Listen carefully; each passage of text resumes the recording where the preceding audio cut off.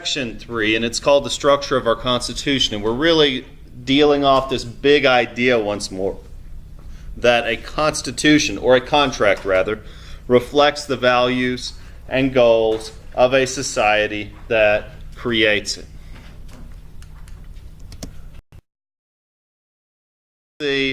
Importantly, the preamble. The articles establish the branches of government, which are the legislative, executive, and judicial, and then the amendments list our freedoms from the government. And so those are the three main parts of the Constitution that we'll get into today. And while many of you guys did mention the importance of the adaptability of the Constitution, we should also realize it's not a simple thing.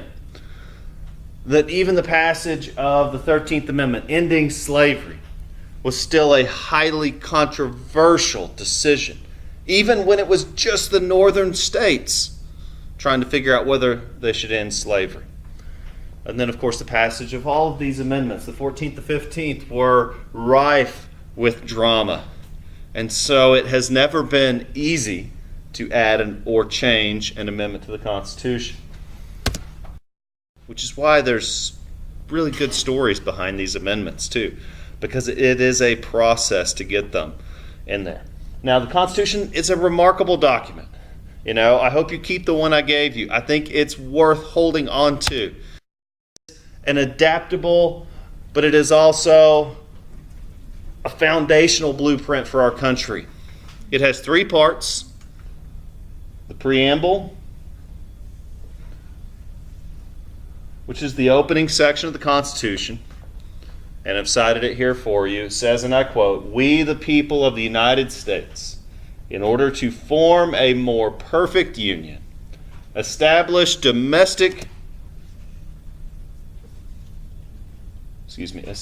justice, ensure domestic tranquility, provide for the common defense, promote the general welfare, and secure the blessings of liberty to ourselves and our posterity.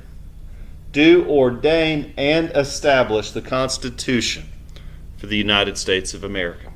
And so the preamble famously lays out the 6 chief functions of government: justice, tranquility, defense, welfare, liberty to ourselves and our posterity.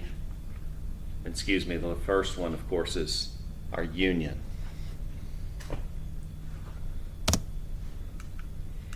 So it establishes the principle that the power of the government comes from the people. As Lincoln famously said, that our government of the people, by the people, and for the people shall not perish from this earth.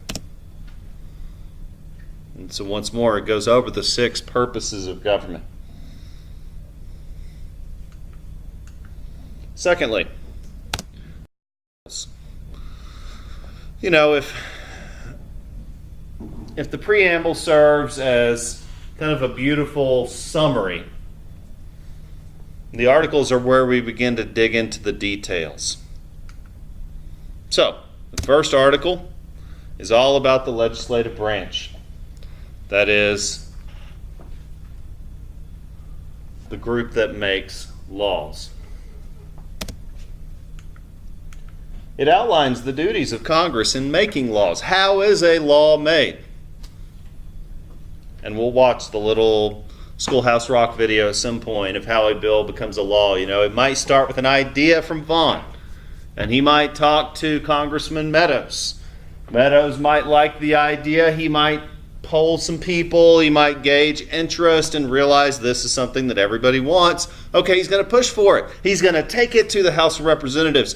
He's going to present it in the committee that he works in. If it passes committee, it's going to go to the floor. If it goes to the floor, gets a vote, goes to the Senate. Goes to the Senate, goes through committee, goes to the floor. Finally, the president signs it. Poof. Vaughn just came up with an idea that became a law. Now that process might take years, but it can still happen. And all that's outlined in Article 1 of the Constitution. Article 2 establishes the executive branch. This is the group that carries out the laws. Not only does Vaughn get to have a hand in making the law, at least presenting the idea and pushing for it and promoting it, he might even get a hand in carrying out the law. No, it's not his job to carry out the law unless he goes into law enforcement, sure. But he gets to vote for the president. He can write in whoever he wants. I mean, sky's the limit. He's likely to choose one of the popular candidates as they try to form a coalition, meeting a diverse group of interest. And usually one of the two candidates are going to meet enough of his interest to sway his vote. But ultimately it's going to be the job of that president to carry out and enforce the laws made by Congress, again as laid out in Article 2. This also explains how leaders can be elected, all the fun electoral college stuff and the rigmarole of the campaign process, but it also details how they can be removed if necessary. And that is, you may have heard the phrase, Congress has approved the article of impeachment. That word article there is a specific reference to Article 2 of the Constitution. Article 3, as you might have guessed, establishes the judicial branch. This is the group that interprets laws. They interpret the law. So, for example, Arkansas passed a law saying that a religious image can be placed in a public building. And so Christian groups provided funding to place the Ten Commandments in the Arkansas courthouse. Well, another group interpreted the same law to say, if one religion can do their thing, we're going to do our thing. And they put up their statute. And now there's a big fight. Well, it's unlikely to go to the United States Supreme Court because it's a pretty obvious one. You pass a law like that, it's likely to be shot down in the state Supreme Court. Although it could, and other similar cases have gone to the United States Supreme Court because the Supreme Court deals with issues on a fundamental constitutional level. It's their job to interpret these laws because we all know what freedom of expression means. But how does it play out? How should that be interpreted? And so it lists the powers of the court system.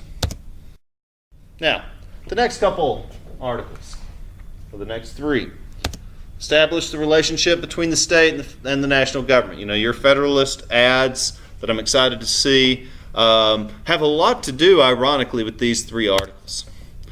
They also tell how the Constitution can be changed if necessary, but ultimately, the Constitution is, quote, the supreme law of the land. The supreme law of the land. There is no higher power. We are a constitutional government.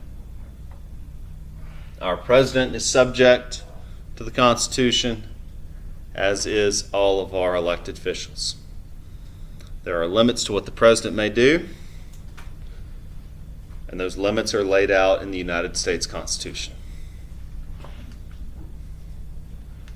For example, you may have recently heard that the president was threatening to block individuals on Twitter who were getting on there to troll and criticize him. Did you know that the United States Supreme Court ruled that he can't block people on Twitter? That's great. True story. Really? Oh my God. Why? Because it's a public forum. He's using public funds and resources to keep that forum open. You can't censor free speech. You don't want to delete your account. I mean, now granted, you have the right to block someone, someone's posting offensive stuff on your page, sure.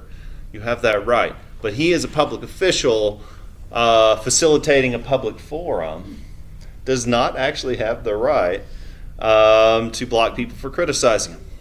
Now, if you get on there and put offensive stuff, I imagine that's the same as if someone were putting offensive stuff on your page. I mean, I guess. But if you just get on there to say, I don't like what you're doing, Mr. President, and here's why, he does not have the right to censor that.